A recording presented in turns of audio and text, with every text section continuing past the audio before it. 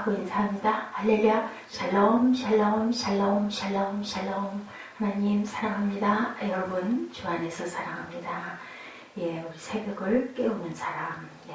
새벽을 깨우리로다. 우리 참 그 단어 되게 좋아하고 많이 쓰죠. 이 108편이 바로 기파야 수구마 깰지어다 내가 새벽을 깨우리로다. 일어나라는 거죠. 비파 수금이 연주하면 우리 예배 드리는 거고 일어나는 거고, 새벽에 가장 먼저 예수님께서도 새벽이면 새벽 미명이라고 얘기했어요. 미명. 아마 새벽 서너 시경일 것 같죠. 주의 영광을 높임 받으시기를 원하나이다. 5절에 주의 영광은 어디? 성전, 그리고 주의 종을 통하여 성도들을 통하여서 나타나죠. 법궤가 안치될 때, 또한 하나님의 말씀으로 온전하게 주의 종이 증거할 때, 고린도서 8장 23절 나의 동역자여 우리 형제들로 말하면 여러 교회 사자들이요 그리스도의 영광이니라, 이렇게 나타냅니다. 이사야 49장 3절에도 내게 이르시되 너는 나의 종이요 내 영광을 내 속에 나타낼 이스라엘이라 하셨느니라. 람계상 8장 10절 11절 이는 야훼의 영광이 여호와의 성전에 가득함이었더라. 주의 영광은 성전과 주의 종 그리고 성도들, 또한 빛과 소금의 역할을 우리 성도들이 다 할 때, 이사야 43장 7절이죠. 내 이름으로 불려지는 모든 자 곧 내가 내 영광을 위하여 창조한 자를 오게 하라. 마태복음 5장 13절에서 16절도 너희는 세상의 소금이니 너희는 세상의 빛이라. 하늘에 계신 너희 아버지께 영광을 돌리게 하라. 요한복음 15장 8절에도 너희가 열매를 많이 맺으면 내 아버지께서 영광을 받으실 것이요, 이렇게 나타내고 있습니다.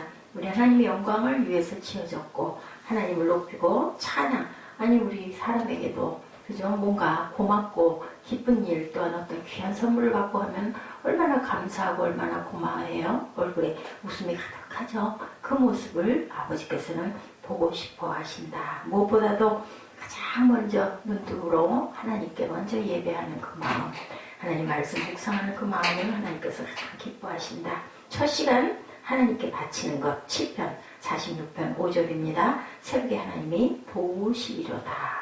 마가복음 1장 35절에 예수께서 새벽과 아직 날이 밝기 전에 일어나 한적한 곳으로 가서 기도하셨다라고 나타내 있죠.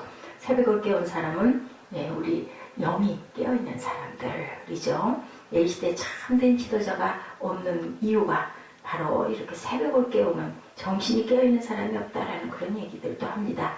인류대에 올라온 사람, 출세한 사람, 돈 많은 사람, 잘생긴 사람, 많은 걸 배워서 아는 사람, 그런 사람들은 있어도 정말 영이 깨어있는 사람들이 얼마나 될까 안타깝죠. 우리도 늘상 그러다 또 새벽이면 아이고 좀 더 잤으면, 좀 더 자자, 좀 더 눕자, 이런 마음이 들 때가 또 엄청 많습니다. 백범 김구 선생님이 1949년에 그의 생을 마치게 되는 해에 이런 시를 썼다고 합니다. 영역에 조연하여 그 깃들 앞을 보니 꽃은 피었다 지고 가고 머무름에 얽매이지 않고 하늘가 바라보니 구름은 모였다 흩어지는구나. 맑은 창공 밝은 달 아래 마음껏 날아다닐 수 있어도 불나비는 유독 촛불만 쫓는다. 맑은 물 푸른 숲에 먹을 것 가득하건만 수리는 유난히도 썩은 쥐들 즐긴다. 세상에 불나비와 수리하는 자 그 얼마나 될 것인가. 한탄 헛되고 헛되다. 누구 솔로몬의 그 고백과 같이 이 세상에는 불나비와 그렇게 그 먹는 것을 탐하는 그런 그 썩은 것들을 즐기는 그런 사람들이 너무 많다. 이런 그 한탄. 뜰 앞에는 꽃이 피었다 치는데 가고 머무르며 얽매이지 않고 하늘가를 바라보니 구름은 모였다. 가고 머무르는 거 상관없이 유유자적하게 가고 있는데 맑은 창공, 밝은 달 아래 마음껏 날아다닐 수 있었어도 불나비는 유독 촛불만 쫓는다. 뭐하러 가요? 죽으러 가는 거죠. 거기 들어가면 죽는데 그걸 모르는 거죠. 백범은 1947년 해방 직후에 쓴 내가 원하는 우리나라라는 글을 썼다고 합니다. 적은 님이 물러갔으니 우리는 증오의 투쟁을 벌이고 화합의 건설을 일삼을 때다. 진원이 불화하면 망하고 나란히 갈려서 싸우면 망한다. 동포간의 증오와 투쟁은 망조다. 우리의 용매에는 화기가 빛나야 한다. 평화로운 기운이 빛나야 한다는 거죠. 우리 국토 안에는 언제나 춘풍이, 태탕, 화창한 봄기운이 가득하여야 한다. 이것은 우리 국민 각자가 한번 마음을 고쳐먹음으로써 되고 그러한 정신의 교육으로 영속될 것이다.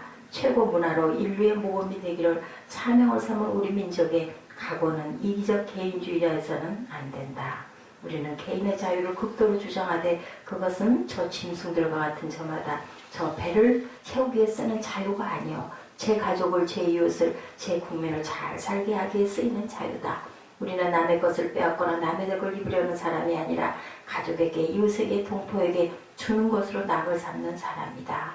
우리말에 이른바 선비요 점잖은 사람이다. 그러므로 우리는 게으르지 아니하고 부지런하다. 사랑하는 처자를 가진 가장은 부지런할 수밖에 없다. 한없이 주기 위함이다. 힘드는 일은 내가 앞서하니 사랑하는 동포를 아끼며 즐거운 것은 남에게 고나니 사랑하는 자를 위하기 때문이다. 우리 조상 내가 좋아하면 인후지덕이라는 것이다. 예, 백범 선생님은 새벽을 깨우는 사람, 그리고 우리 예수님의 마음 그대로죠. 주기 위해서 우리가 사는 것이다. 그리고 가장이 부지런할 수밖에 없는 것은 분명히 그렇게 부지런해야 먹여 살릴 수 있고 그게 사람이 하고 나가야 할 그런 도리라는 거죠. 주께 감사하며 찬양하는 사람. 백범 김구 선생님이 하나님을 아셨는지는 모르겠지만 예수님의 마음이 그대로 배어있는 그런 내용이었습니다. 1절에 하나님이여 내 마음을 정하였사오니 내가 노래하며 내 심령으로 찬양하리로다. 여기 다윗은 마음을 정한 게 있다고 하죠. 왜? 주께 노래하는 심령으로 주님을 찬양하기로 나는 마음을 정했습니다. 이제부터 내가 주님께 마음 깊은 곳으로 우러나오는 찬양을 드려야지 하는 확고한 마음을 갖게 되었다.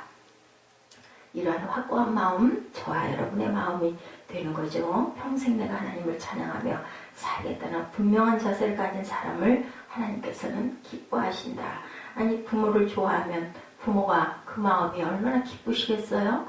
주는 게 없어도 마음을 얼마나 축복을 할까. 그렇지 못할 때 마음에 어떻게 해요? 한이 좀 서리죠. 마음이 서늘해지죠. 그래서는 안 된다는 거죠. 3절에 보면 야훼여 내가 만민 중에서 주께 감사하고 열방 중에서 주를 찬양하오리니 모든 사람들 앞에서 하나님이 베풀어 주시는 은혜를 감사하며 찬양하며 살겠다. 우리가 이런 마음을 가졌을 때 마음만 먹어도 그죠? 우리 얼굴빛이 어떻게 될까? 그런 마음만 가져도 하나님 우리를 바라보시고 어떻게 생각하실까? 이렇게 깊이 얘기하지 않아도 사랑과 은혜와 믿음과 평안과 그 모든 것들이 하나님이 가장 기뻐하시는 그런 삶의 자세라는 것을 우리가 알 수가 있죠. 마이스터 에크하르트는 이렇게 얘기했습니다. 이 세상에서 가장 중요한 기도는 하나님 감사합니다. 두 마디다. 그 유명한 칼바르트는 기쁨은 가장 단순한 형태의 감사라 이렇게 얘기하고 있어요. 우리가 기뻐해야 되겠죠. 주님이 나와 함께 계심으로, 주님이 나를 도와주심으로, 주님이 나의 도움이 되어 주심으로 나는 복되다 하며 느끼고 사는 사람은 주님을 찬양하고 감사하며 살게 그 영혼이 살아있고 그런 사람이야말로 진정한 새벽을 깨우는 사람이다. 그리고 주의 영광을 위해 사는 사람이죠. 두 번째로는 5절에 보니 하나님이여 주는 하늘 위에 높이 들리시며 주의 영광이 온 세계 위에 높으시기를 원하나이다. 새 표준 번역 성경을 봤습니다. 하나님 하늘 높임을 받으시고 주님의 영광이 온 땅 위에 높임을 받으시기를 바랍니다. 라고 되어 있어요. 옛날 고려 왕조 실록, 조선 왕조 실록을 보면 정권을 잡기 위해서, 정권을 유지하기 위해서 수많은 사람들을 죽인 역사가 기록되어 있어요. 자기 형제, 부모, 처자, 엄청나게 많은 가족들을 다 죽이죠. 왜? 내가 왕이 되기 위해서. 자신의 욕망을 위해서 그렇게 한 거예요. 오늘도 마찬가지죠. 대부분의 사람들은 자기 욕망을 위해서는 아내도 상관없고 부모도 소용없고 그죠? 재산 싸움에서 칼부림이 나고 살인사건이 일어나고 그런 일들이 일어납니다. 요한복음 24장 12장 43절에 그들은 하나님의 영광보다는 사람의 영광을 더 사랑하였다. 타락한 인간의 모습입니다. 우리는 이런 모습 바라보면서 그렇게 사람 뭐합니까? 그죠? 먹든지 마시든지 무슨 일을 하든지 하나님의 영광을 위해서 산다. 그럼 땅에서는 우리가 해야 할 도리를 잘 지켜나가는 것이 그 욕심을 부리는 것보다 훨씬 복되다라는 거. 결국 남는 게 없거든요. 빈손이죠. 평생을 바쳐 건강과 장수를 연구한 일본의 지요 박사가 젊을 때 건강의 조건을 7가지로 보고 점수를 매겼는데요. 피곤을 모른다 5점, 잠을 잘 잔다 5점, 식욕이 좋다 5점, 화를 안 낸다 10점, 기억력이 좋다 10점, 활력이 있다 10점, 선하게 산다가 55점이었다고 그래요. 예, 그리고 본인이 어떻습니까? 선하게 살고 그리고 화를 안 내는 것만 해도 벌써 65점을 받는 거예요. 제가 가장 부족한 게 이런 것 같습니다. 하나님의 영광을 위해 사는 사람은 늘 마음의 평안을 누리고 살고 또한 이웃들을 돌보고 사는 거죠. 최근에 뇌가 분비하는 호르몬 연구에서 과학적으로 이것이 입증이 되었는데요. 하나님의 영광을 위해 살되 서로 사랑하고 살면 자신도 모르는 사이에 뇌에서 건강에 좋은 아드레날린이나 엔돌핀이 분비된다라고 이렇게 증거가 되어 있습니다. 하나님의 영광을 위해 살 때 서로 진정으로 사랑하고 착한 선한 마음으로 살면 평화롭고 건강하게 장수할 수 있다.